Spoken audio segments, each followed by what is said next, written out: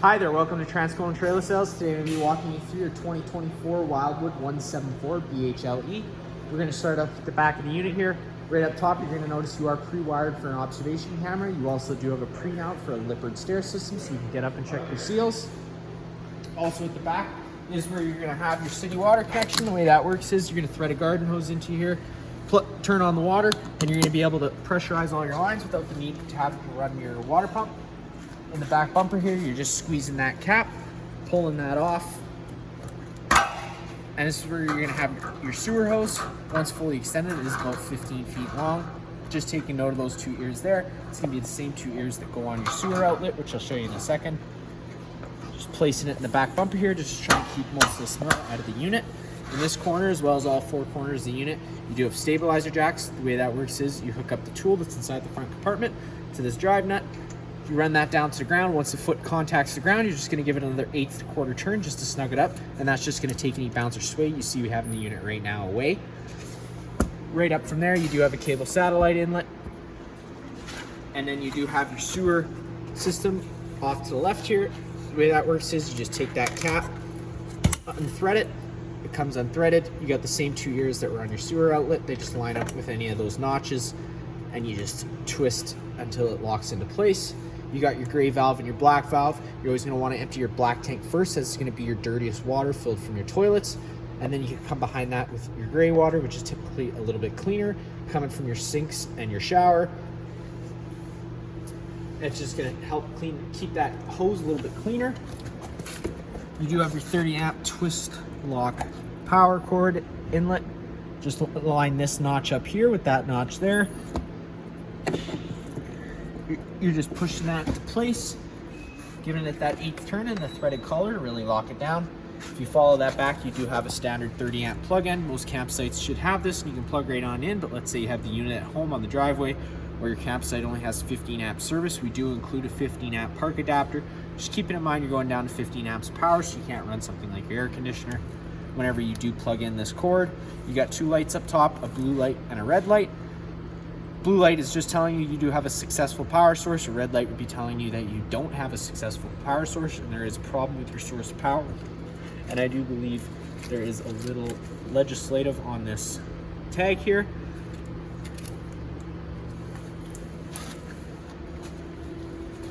A little bit further up, you do have inside this front compartment here. This customer opted to go for a weight distribution. You do have your starter pack. Inside this starter pack, you do have your 15-foot water hose, some toilet paper, a porta pack for your black and gray tanks, as well as that 15 amp park adapter.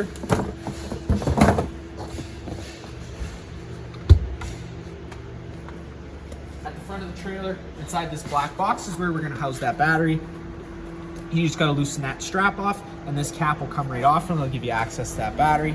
And then right up front here is your propane tank. Just like home, to turn it on, you're just turning that valve open, opens up the flow to the unit, and you now have propane flowing to the unit. To get it undone, you just have to undo this safety strap, as well as loosening off this wing nut on this side here, and loosen off the tank, allowing you to then pull it out of place. And then you just have your tongue jack. One way is up, the other way is down.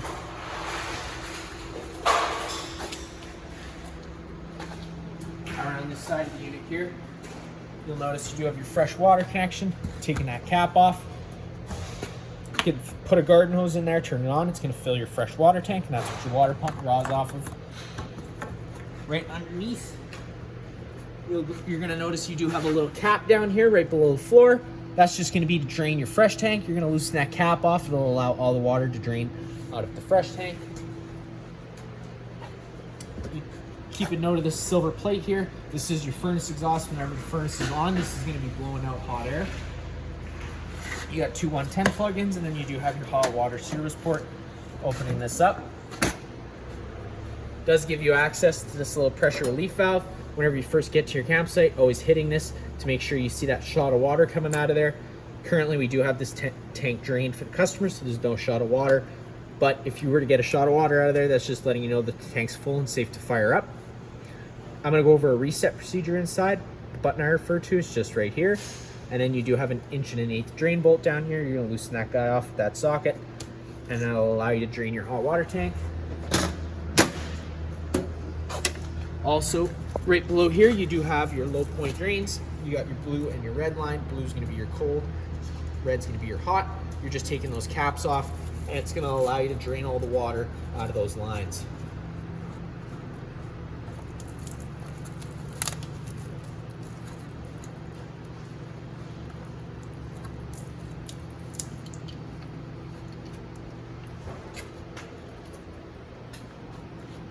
Inside the unit, you are just taking that handle, opening up that door, pull the stairs out. One thing I'll mention is before you go to run your awning, always making sure that your door is opened up enough so that that awning has enough room to come out, because with the door fully open, it does block that arm and it can cause damage. Once you take a step on inside, right off on your right is just your fire extinguisher. That's going to be just like home. Pull the pin and shoot. Up on the wall here, you do have your monitor panel system as well as an entry light and your awning switch light right beside that. All the other lights in the unit are just on their own center push buttons. This switch here, hitting that button down, that awning's going to start making its way out. Once fully extended, you're going to see the back of the metal tube and a little flap hanging down. Just keep in mind today that we don't have enough room to get fully extended.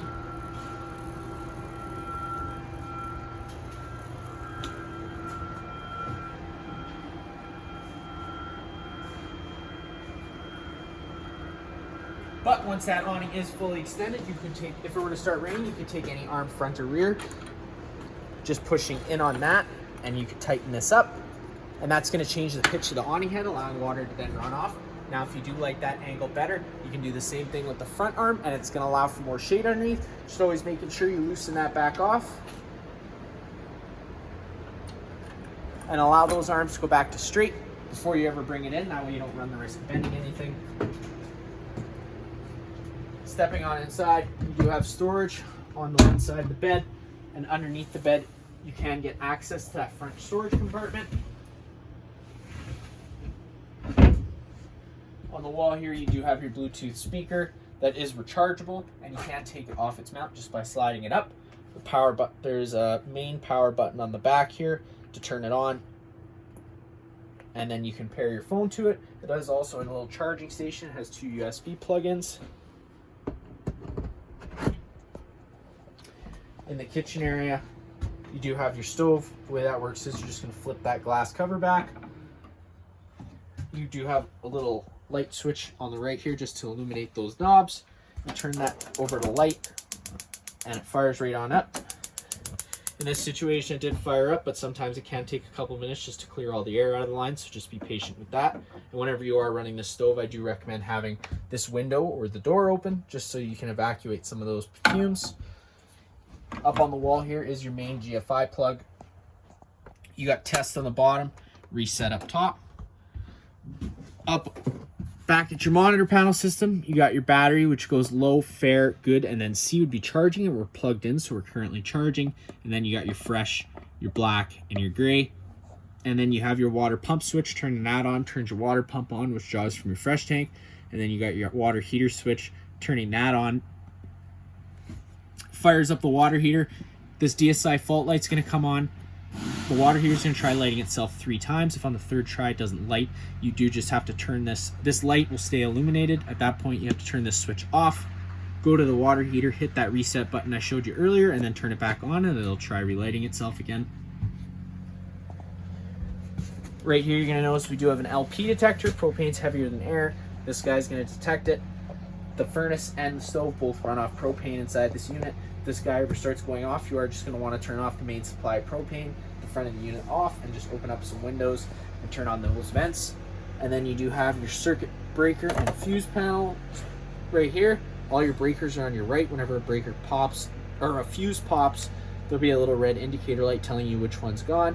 And then you do have your breakers on the left. Whenever a breaker trips, it's going to sit in the middle, so you just have to turn it off and then back on again to reset it.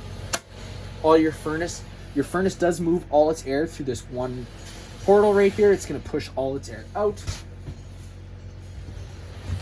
Also, for winterization, inside this cabinet here, you're taking these 2 screws out, and it does give you access to your water pump, or sorry, your water heater. And then this side here is for the water pump. You just have to take this drawer. You got 2 switches on either side of the drawer. and it'll allow you to pull those once you twist those, and it'll give you access to that water pump back there. As you can see, there is that little valve way back there, and it comes to this hose right here. And then to get that back into place, you are just lining up those rails and pushing it in. Your sink with hot and cold water. Your thermostat, this is going to control only your furnace. Sliding it all the way to the right is going to turn it on its hottest setting. Anywhere in the middle is going to be cooler, and then just once you hit that click is going to be turning it off. Your air conditioner up top here, all the controls for that are right up top. You're going to see red on here, but there is no heat hooked up to this unit. It is only for the air conditioning effect. So just leaving that on that blue setting. And then you do have your different, you got low fan. So that's just going to be moving air around this air conditioner, no heating or cooling involved. And then you got high fan, same thing, but on a high fan. And then you got low cool. So now the actual air conditioning fact takes into effect. And then the same thing on high cool. And then just twisting it all the way back around, turn it off. You do have your Furrion fridge and freezer. The controls for that are just down below here, and you do have a charcoal filter, which is replaceable. You can contact our parts department about that. That's just to help with odor. And then whenever you are using this fridge, if you are wanting it to run when you are only hooked up to 12 volt and not shore power, you do have to have it in this off-grid section here. Any higher and the fridge won't run. Just being mindful of that whenever you are traveling. You got your bunk beds as well as your neat table for the unit. That works pretty simple. You just take this down. You can fold those legs out.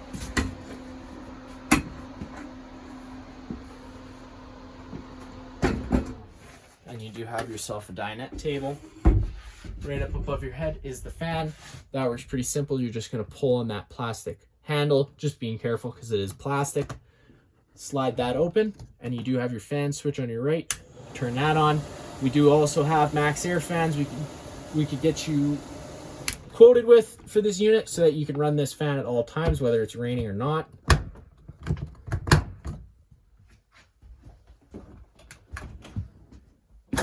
And then you do have your bathroom with your toilet and your shower.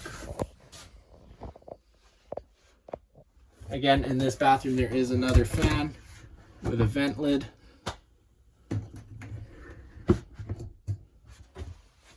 That's going to be it for this unit here. If you have any other questions, feel free to give us a call.